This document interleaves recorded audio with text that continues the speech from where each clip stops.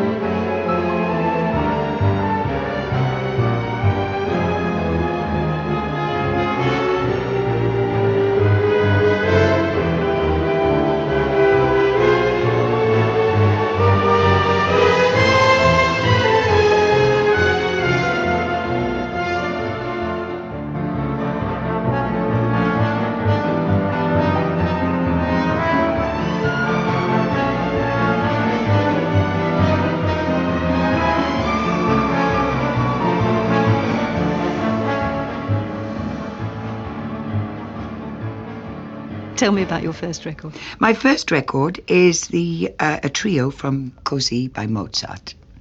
And why do you want it? Well, I'm a pretty cheerful person anyway, but I find Mozart is my quickest access, really, to high spirits and good humour. And, well, like most people, I suppose, I love Mozart.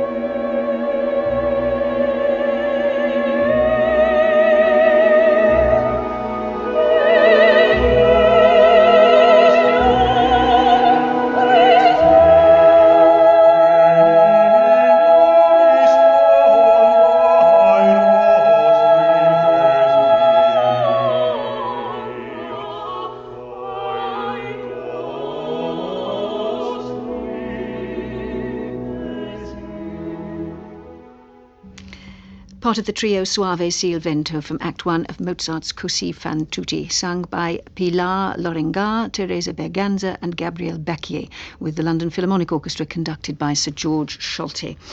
Tell me then, Sian Phillips, more about this Welsh background of yours. Teetotal, God-fearing, strict.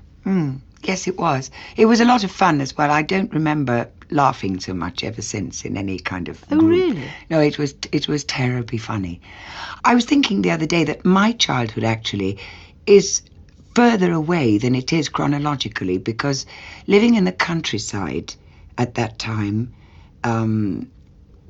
was really like living almost in Victorian Wales, I think, because it has changed so much now. It is almost unrecognisable to me. I go back and I hardly recognise places. This is rural southwest Wales. This is rural southwest beyond Wales. The mining valleys. Yes, so it on. is. I mean, there were little mines dotted around, but basically it was rural. It was farming.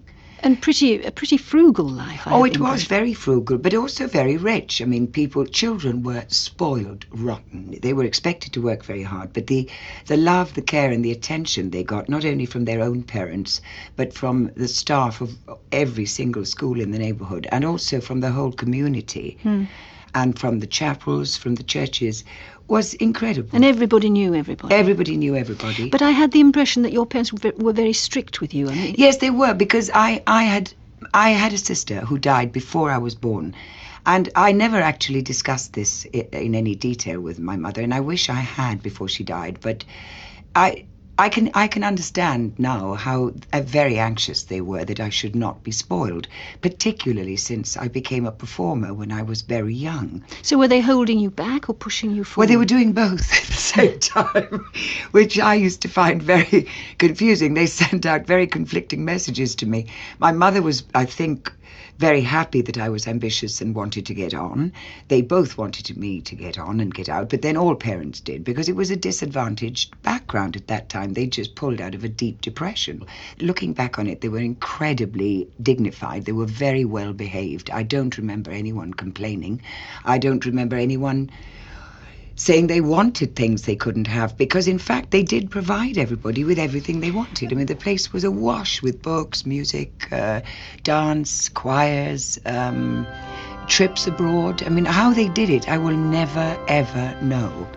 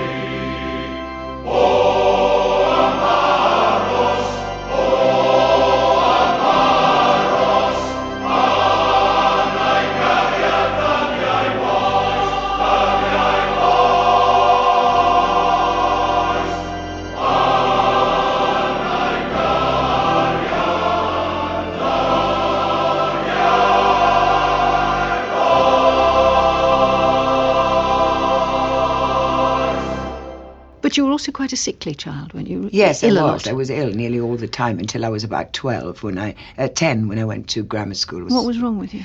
Everything you can imagine. I just had terrible skin problems. I had scarlet fever twice, which was in those days a life-threatening illness. Appendicitis, broken ankles, broken limbs, measles, chickenpox. I had most things twice for some reason.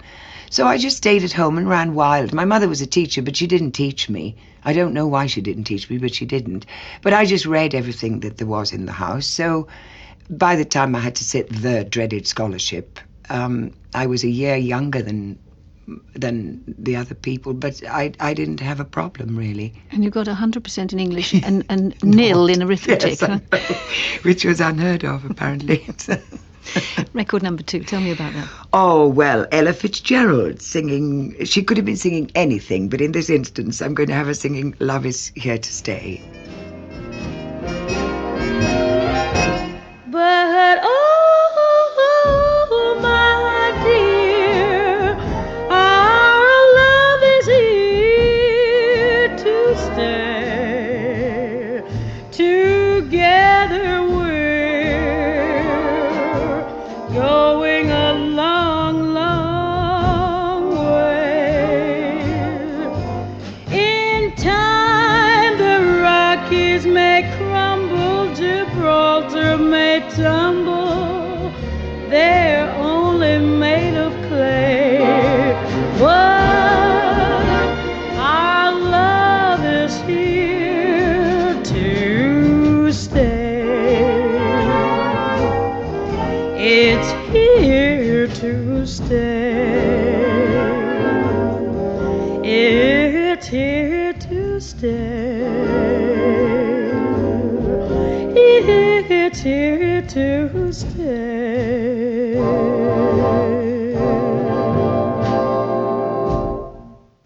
Ella Fitzgerald and Love Is Here to Stay by George and Ira Gershwin.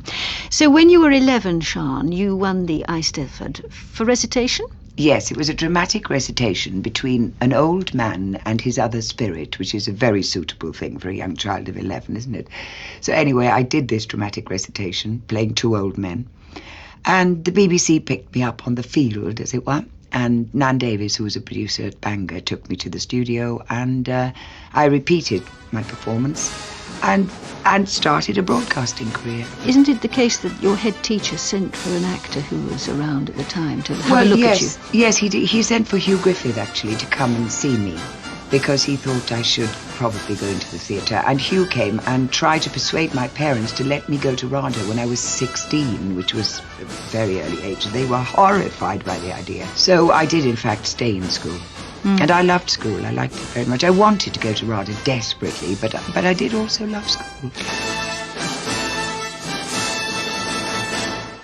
It's quite difficult to get a handle, as it were, on your background, in the sense, because one has this impression that it was very strict and highly moral and all those things, a lot of pressure to get educated and so on. But there's you seem to have been quite a rebellious child, in a sense. Well, I was not on the surface in any way rebellious. I think this is a rather Welsh characteristic. I hope nobody minds my saying this, but I think because we have lived so long, so near to England, that we're a bit subversive in a very quiet way. You know, we've kept our language, for example, which is difficult, but only by going underground in a way. And I did exactly that. I stopped arguing with anybody about what I wanted to do, but I never, ever doubted in my mind that I would do it. But you were your own person. I mean... Yes, but I did conform to almost everything that was required of me. But I was working with adults all the time, so I was leading a quite sophisticated life for a child, really, and travelling on my own. But then later, much later, you took home this glamorous, high-living, heavy-drinking Irishman called Peter O'Toole. What on earth did this teetotal, frugal family of yours make of him? Oh, they just adored him. They absolutely loved him. I mean, they may have been teetotal, though they're not now, then, but they were also very fun-loving. I mean, there was a lot of fun going on, and of course, if you wanted fun, he was the right person to provide it. But he was so different from them. Yes, he was. He was like some kind of exotic bird, you know, that had landed in a nest of sparrows, I suppose. But they were bewitched by him. Yes, they were, as I was.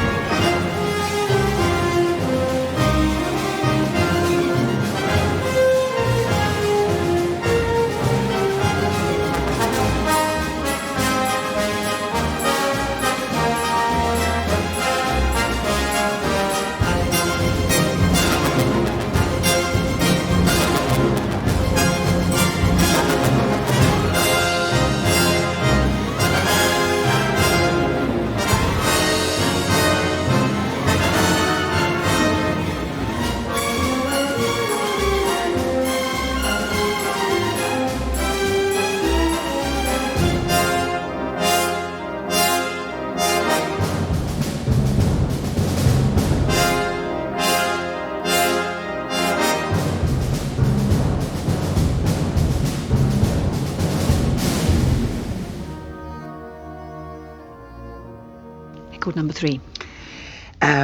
This is Barbara Cook, who's a friend of mine, and this is Barbara singing when she was a girl. It's one of her early ingenue performances, and I listened to her last year at Drury Lane doing a 2.5-hour concert, and her voice is still exactly the same. It's still a girl's voice. It's wonderful. There were bells on the hill, but I never heard them ringing. No, I never heard them at all till there was you.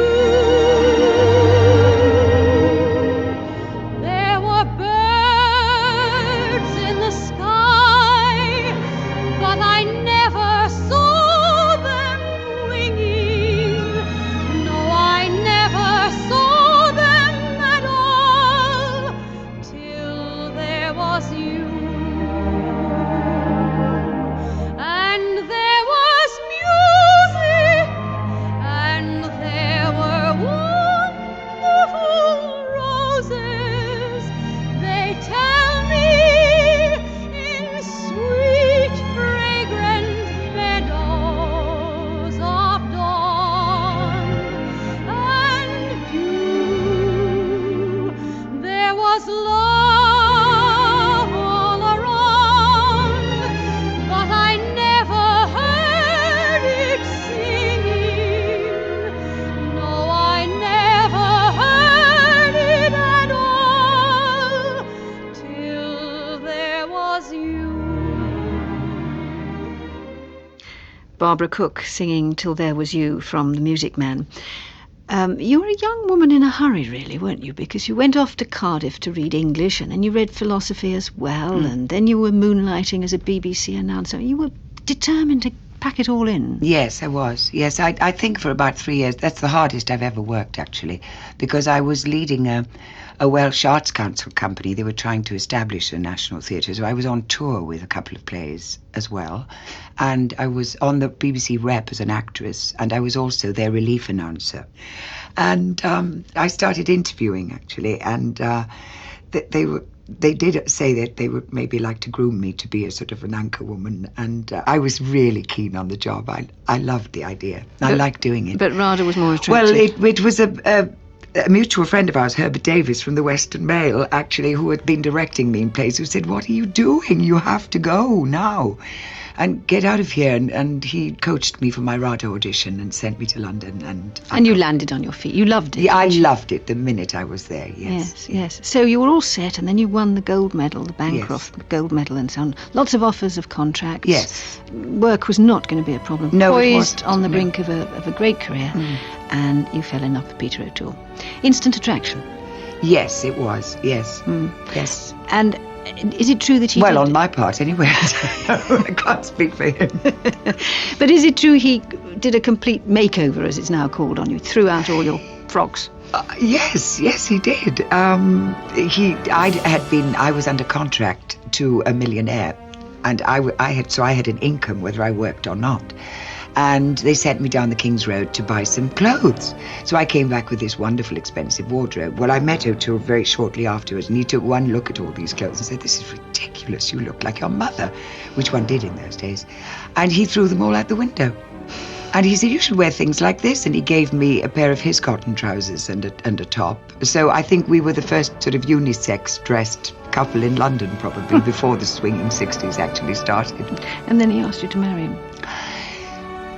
He didn't actually ask me to marry him. He asked me if I would have his children. And I thought I was so flattered. And I said, yes, of course. And we did marry, but that was what he said.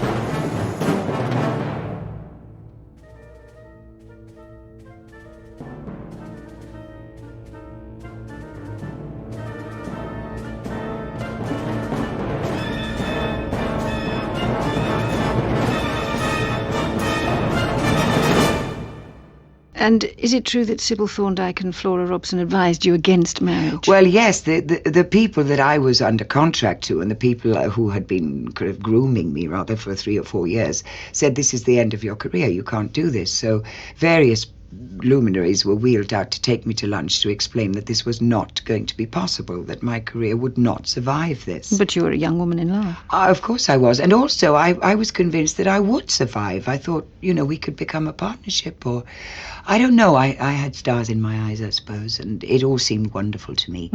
Because it was not very long after, was it, that he did Lawrence of Arabia? And it was very soon. Yeah, so you were suddenly married to a star. He became a huge international movie star with a great big retinue of people around him that protected him, and naturally I was included in the circle of support, as it were.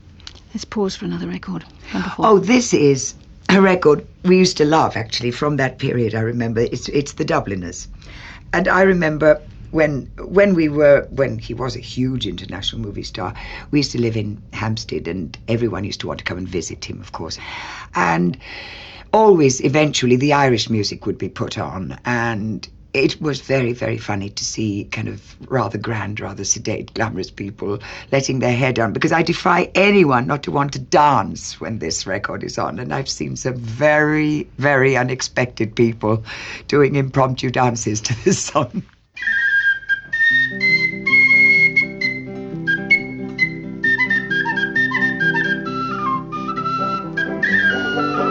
Fine girl you are, to you, my Dinah, 1,000 times are you. We're going away from the holy ground and the girls that we love true. We will sail the salt sea over and then return for shore to see again the girls we love and the holy ground once more. Fine girl you are, the girl I do adore, and still I live in hopes to see the holy ground once more. Fine girl you are. See the storm arising, I see it coming soon, and the sky it is so cloudy you can scarcely see the moon. And the mojo ship she was tossing about, the ring was all torn, and still I live in hope to see the holy ground once more. Fine girl you are, the girl I do adore, and still I live in hopes to see the holy ground once more. Fine girl you are. The Holy Ground, performed by the Dubliners. So you subjugated yourself to O'Toole and your career. You call him O'Toole. I know, I don't know why, but I've always called him O'Toole. It's intimacy, not hostility, is it? Oh, it is. No, it's not hostility, no. But you must have seen during that time all sorts of parts going to actresses that you coveted. Yes, I mean, I had to turn down a lot of parts that I wanted to play.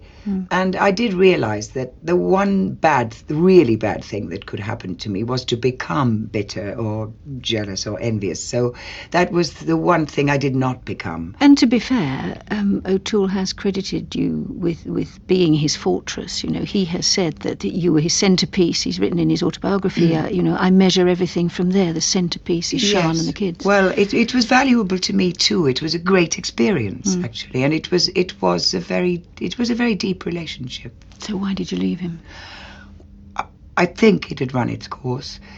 I wanted something more, I think, in the relationship. I think we had got stuck in certain attitudes that were very difficult to break. I mean, he is a very independent person. He had been very ill, and I'd nursed him through an illness which could have been terminal. And I'd really broken my heart at the time because I was afraid that he was going to die. And I, for some reason, came out of it different. I can't quite explain it, but I wanted to move forward in the relationship, but I could see that it was going to go back to being exactly the same as it had been before the illness. And I suddenly thought, no, I don't think this is right. I think it was I think it was right for him too, actually. I think he took a step forward. Although he says in his autobiography that you left him when he needed you most. Well, I don't think so. He had recovered completely, and he was now proposing to... I mean, I would not have left him had he gone on being ill. I would not have left him. I couldn't have. But it was hard. It wasn't easy. And you finally divorced in 1979. How many times have you seen him since? You both live in London. I know, but oddly enough, London is a big place, you know. I think we met once in the street by chance, and once at one of my daughter's performances by chance. But how do you feel when that happens? I think you're taken aback for a moment, but I didn't feel anything really, nothing special. Never go back? No.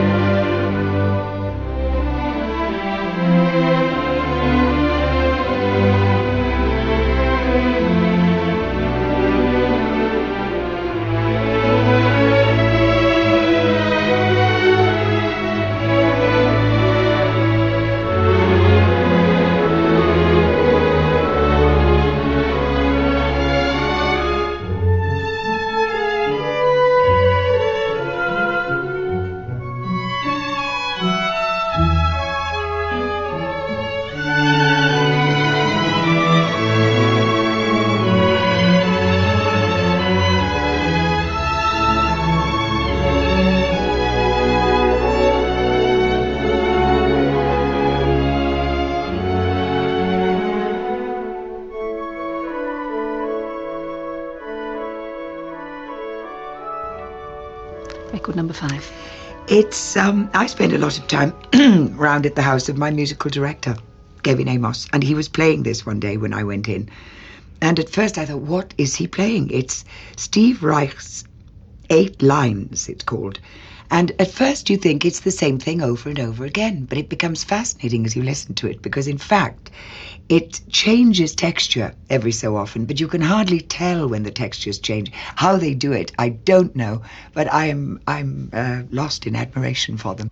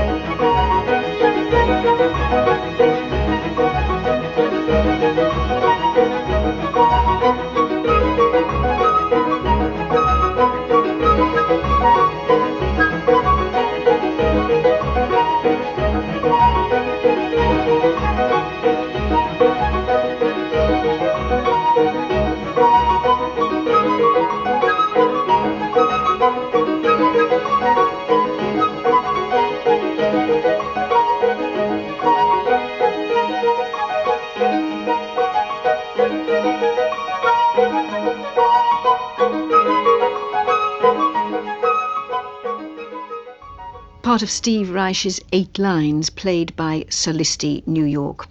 So, Sian Phillips, you walked away after nearly 20 years, married to a pretty rich man, without, you said, so much as a teaspoon.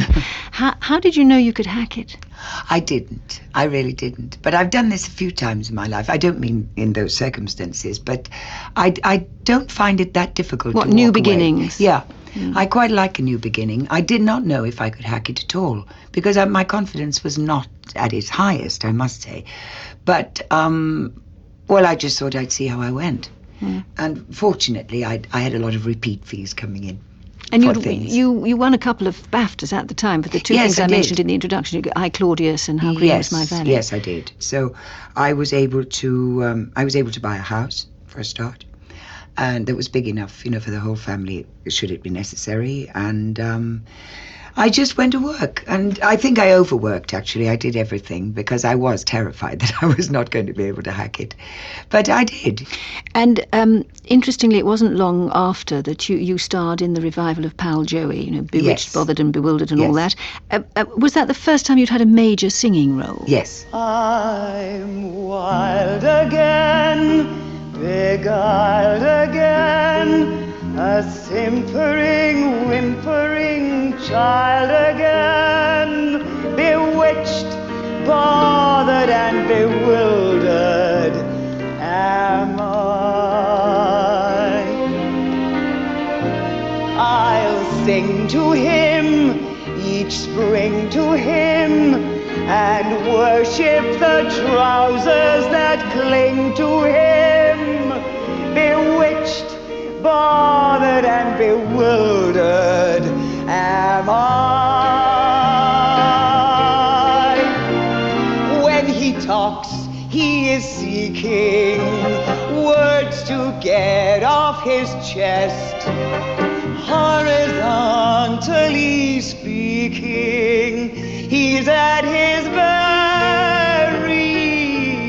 best.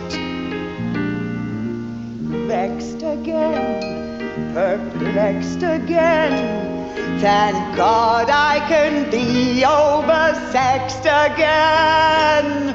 Bewitched, bothered and bewildered am I. Sweet again, petite again, and on my proverbial seat again. Bewitched, bothered and bewildered am I. What am I? Half shot am I? To think that he loves me so hot am I. Bewitched, bothered and bewildered am I. Though at first we said no sir, now we're two little dears. You might say we are closer than Roebuck is to Sears. I'm numb again, I'm dumb again, a rich, ready, ripe little clam again. Bewitched, bothered and bewildered am I.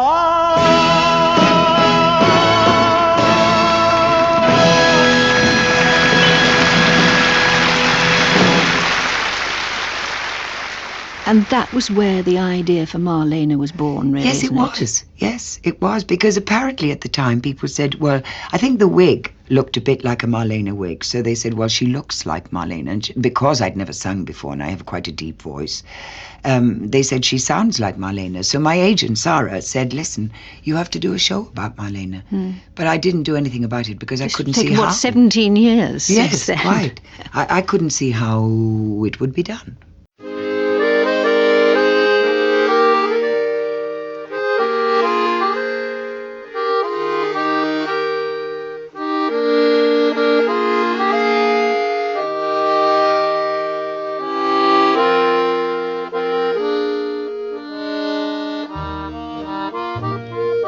Vor der Kaserne, vor dem großen Tor, steht ne Laterne und steht sie noch davor. Dort wollen wir uns wiedersehen, bei der Laterne wollen wir stehen, wie einst Lili Marleen, wie einst Lili Marleen. Unsere beiden Schatten sahen wie einer aus, dass wir lieb uns hatten, das sah man gleich daraus. Und alle Leute sollen es sehen, wenn wir bei der Laterne stehen, wie einst Lili Marlene, wie einst Lili Marlene. Deine Schritte kennt sie, deinen schönen Gang. Alle Abend brennt sie, doch mich vergaß sie lang. Und sollte mir ein Leid geschehen, wer wird bei der Laterne stehen? Mit dir, Lili Marlene, mit dir, Lili Marlene.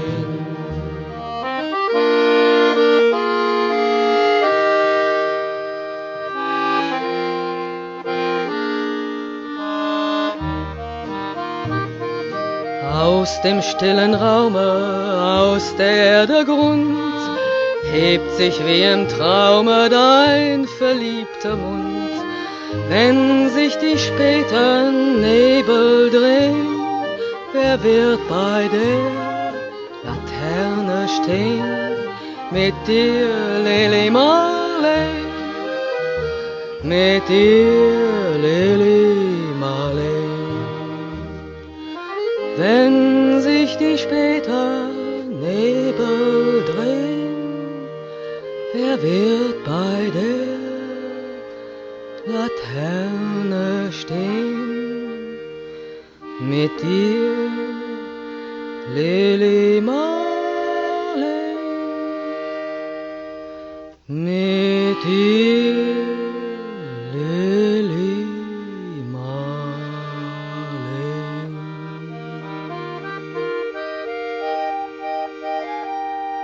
But tell me about her, Dietrich. I mean, the truth is she was an amazingly liberated woman, wasn't she? Yes, she was. I admire that about her. She was wonderfully brave, and she followed her own instincts. She used her head. She succeeded in worlds which were quite alien to her. I mean, she became the highest paid movie star in the world, having come from Germany when she was 30. But now, she that's orchestrated not young. it all herself, She did. didn't she? I mean, obviously, she had star quality, which is what it's all Yes. about. But she orchestrated her own bouquets and her Oh, own everything. coming out of the stage door. Of Who should course. pick her up? What should happen? Absolutely everything about her life was arranged by her, and she used her brain. But a great manipulator of people, wasn't she? Oh, she was. Yes, she was. used sex in that sense, didn't she? I don't think sex was that important to her. It was just another thing. But I mean, she was bisexual, or at least Well, she was. Yes, she was. She did have relationships with women. But I love the way men talk about her. People like Hemingway, and there was someone else very famous whose name escapes me just at the moment, and they refer to her in the masculine sense, actually. They say, Hemingway said, she was the best guy you could ever get into the ring with. So when the chips were down, she was a really good friend and very brave. And the Kraut, as they called her, was a really good guy. And not one of life's victims. I mean, unlike Garland or Monroe, Yeah, exactly. she was a winner, wasn't she? She was, and I like that about her, too. She wanted to win. You obviously have enormous admiration for her. Yes, I do. Yes. Miss Dietrich, you made a number of films playing leading parts. In fact, your career was getting along very well. And then there was one engagement that gave you international success, The Blue Angel. No, that's not true. My career was not going well at all. The Blue Angel was the very first film I made. Mm-hmm. And you made this film in 3 versions? No, in 2. 2. In German and in English. Now, Josef von Sternberg was a very distinguished director. Had you any inkling when you made this film that it was going to turn out to be one of the great films of the decade? No. Nobody knew this, not even the director. I don't think anybody knows when they're making a masterpiece.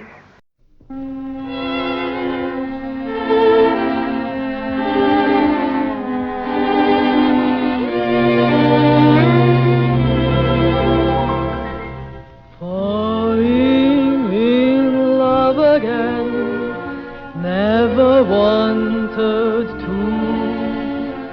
What am I to do? I can't help it. Love's always been my game. Play it how I may. I was made that way. I can't help it.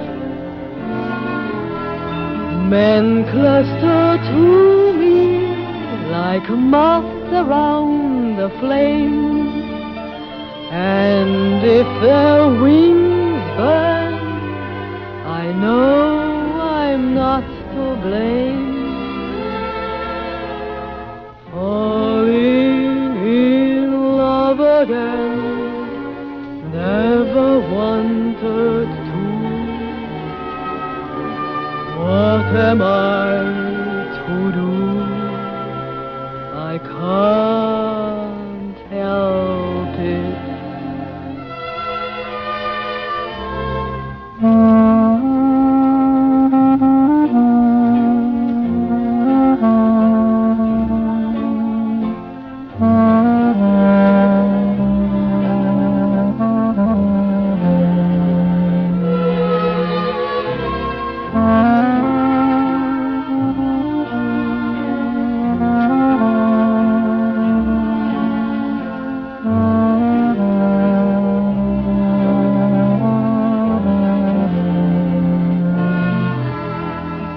Men cluster to me like moths around the flame, and if their wings burn, I know I'm not to blame.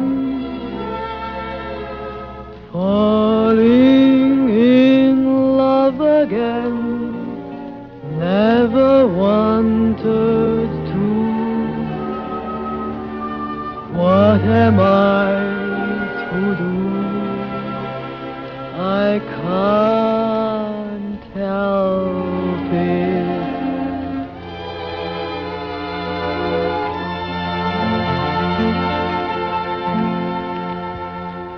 Record number 6. It's her singing I Can't Give You Anything But Love.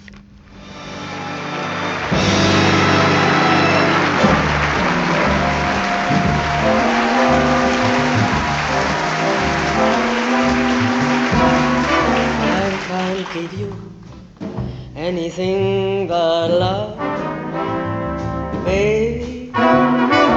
That's the only thing I've plenty of, babe. I dream a while, scheme a while, and you will find happiness, and I guess all the things you've always pined for. Gee, I'd like to see you looking swell, babe. Diamond bracelets Woolworth doesn't sell, babe. Till that lucky day, you know darn well, babe, I can't give you anything but love. See, I'd like to see you looking swell, baby. Diamond bracelets Woolworth doesn't sell,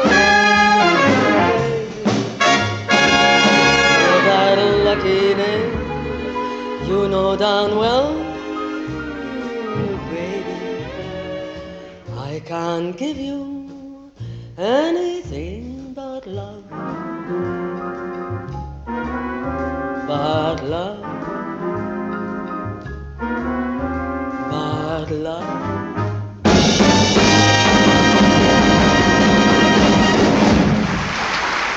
Marlene Dietrich singing I Can't Give You Anything But Love. And you tell me she didn't just send herself bouquets, she had records of applause from all around the world. Yes, she did. She had this long-playing record of applause, and she would say, listen to this. Her friends would hate this, of course. She'd say, listen to this. This is Buenos Aires. This is Rio. Yeah, I'm walking on here. You hear they applaud more. They applaud more. Now I'm going out. They applaud again. And didn't she deface pictures of other actresses? Oh, yes. She didn't exactly like her contemporaries. She'd say, ugly. Line through somebody's face. Hideous. Boring.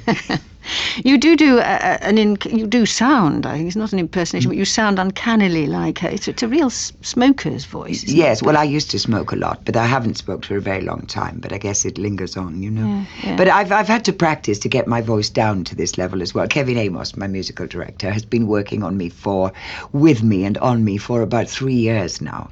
So there's another parallel, though, I think you have with Dietrich. I mean, apparently she used to scrub her dressing room floor, didn't she? And sweep the stage. Yes. Everywhere she went, yes. she got the gloves out and the bucket. Well, I don't know if she got the gloves, we got the bucket. Yes. She was a complete housefrau at heart. She I'm was. not saying you are, but you like it neat and tidy, don't you? Yes, I do. I'm not a housefrau, and I would prefer someone else to do it if possible. But yes, I would do it myself if necessary. Yes. So there is a lot of you in her. I mean, there is this dedication to work. It's what you were saying at the beginning. Yes, that's about the only thing, in all honesty. People say, what do you see of yourself? And I don't see anything because, as I said, it's even hard to imagine what goes on in the head of a megastar of that nature. She is unique, and I can't really imagine. But don't you also have that steeliness of character? Yes, I do have a lot of determination and a lot of perseverance, I guess. Yeah. And are you like Marlene and not averse to the odd lover? No, not averse at all. But the thing is that I would not like to be in an exclusive relationship. Again, I really find it too completely annihilating, really. So being on your own, able to work and completely without guilt. Yes. Isn't that what it is? It's a wonderful feeling. It really is. You mean that, don't you? It's I really true mean happiness. it. It's true happiness. Yes, it really is. And exactly what you dreamt of, as you said when you were little. Yes.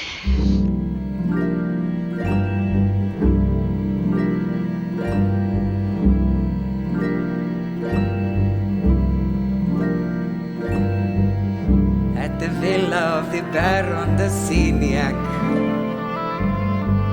where I spent a somewhat infamous year. At the villa of the Baron de Signac, I had ladies in attendance, fire opal pendants, liaisons. What's happened to them? Liaisons today. Disgraceful. What's become of them? Some of them hardly pay their shoddy way. What once was a rare champagne is now just an amiable hug. What once was a villa at least is digs. What once was a gown with train is now just a simple little frock. What once was a sumptuous feast is figs. No, not even figs. Raisins are liaisons. Where was I? Yes. At the palace of the Duke of Ferrara, who was prematurely deaf but a dear. At the palace of the Duke of Ferrara, I acquired some position, plus a tiny Titian. Liaisons, what's happened to them? Liaisons today.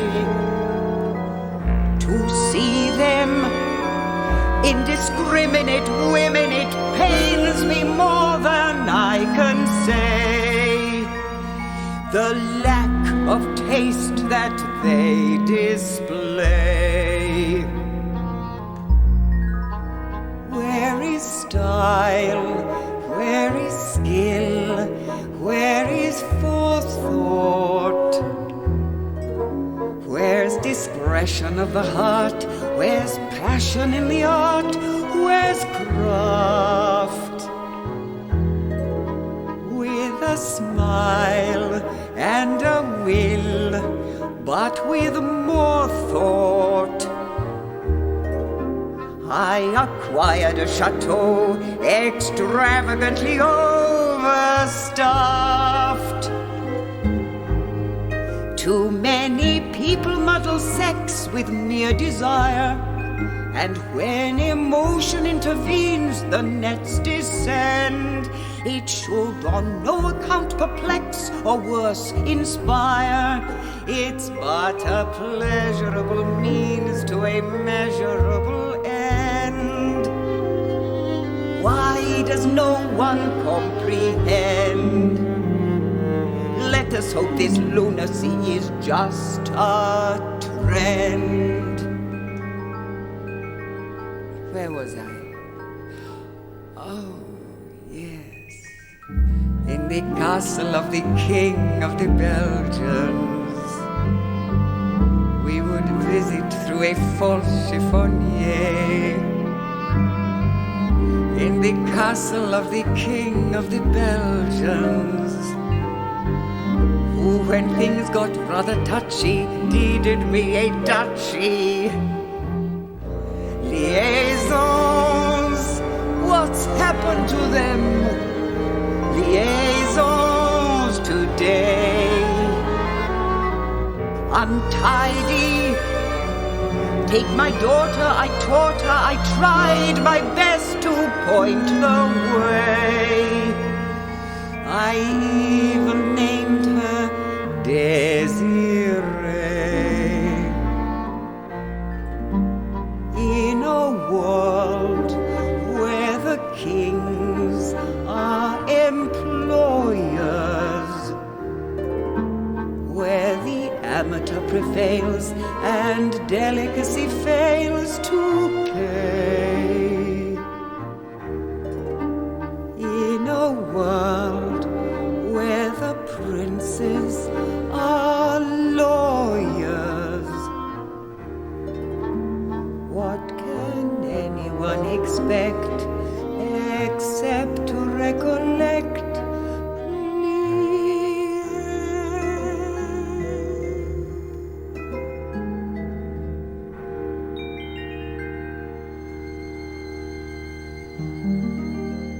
Time for a laugh, number 7. Oh, yes. Well, Monty Python, the boys, doing the story of Oliver Cromwell. Oliver Cromwell, Lord Protector of England, and his wards are in 1599 and 1658. September. But, alas! Oi, vey! Disagreement then broke out between the Presbyterian Parliament and the military, who meant to have an independent bent, and so the Second Civil War broke out, and the Roundhead ranks faced the cavalry. The story of Oliver Cromwell, as performed by Monty Python, backing track by Chopin. Last record. I'm a very keen gardener, and the only time of year when I feel a bit melancholy is in September. This is a song about the garden going to sleep, which is a time of year I'm trying to love.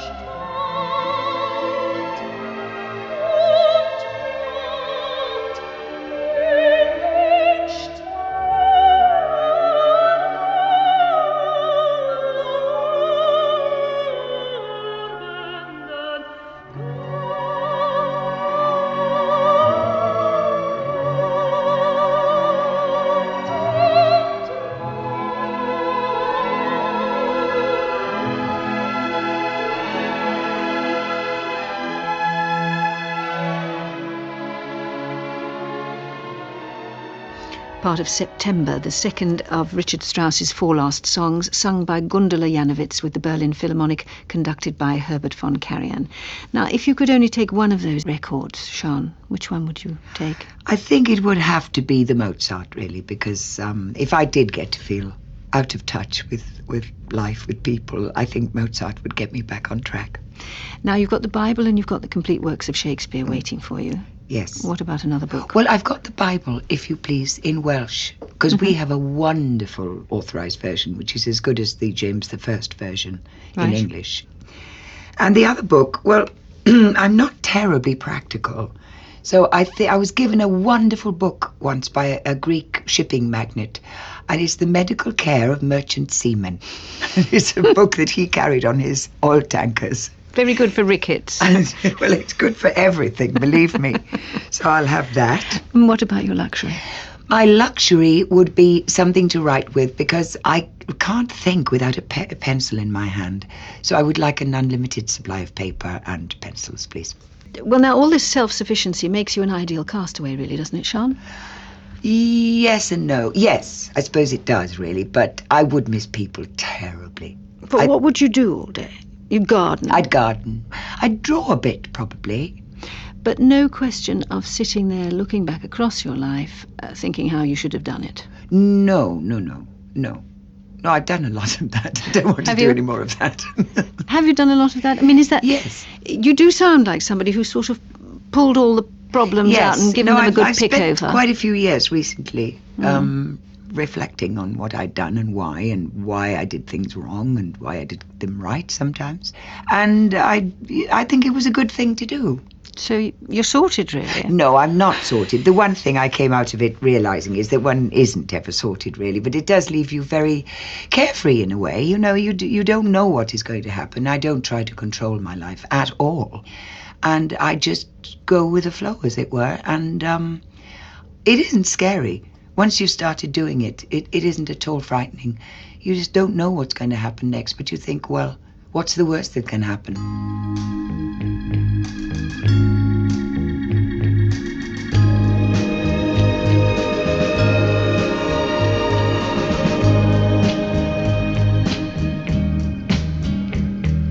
The old hometown looks the same as I step down from the train, and there to meet me is my mama and papa. Down the road I look, and there runs Mary, hair of gold and lips like cherries. It's good to touch the green, green grass of home. Yes, they'll all come to meet me, arms reaching, smiling sweetly. It's good to touch the green, green grass of home. The old house is still standing, though the paint is cracked and dry. And there's that old oak tree that I used to play on. Down the lane I walk with my sweet Mary, hair of gold and lips like cherries. It's good to touch the green, green grass of home. Then I awake and look around me at 4 gray walls that surround me, and I realize, yes, I was only dreaming. For there's a God, and there's a sad old portrait. On and on we'll walk at daybreak.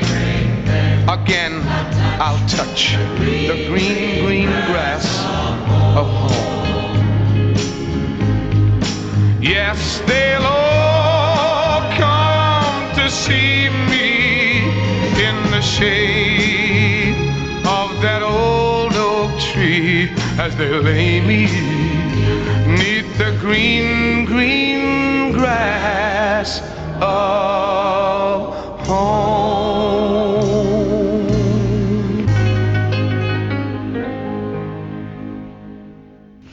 Sian Phillips, thank you very much indeed for letting us hear your Desert Island Discs. Thank you.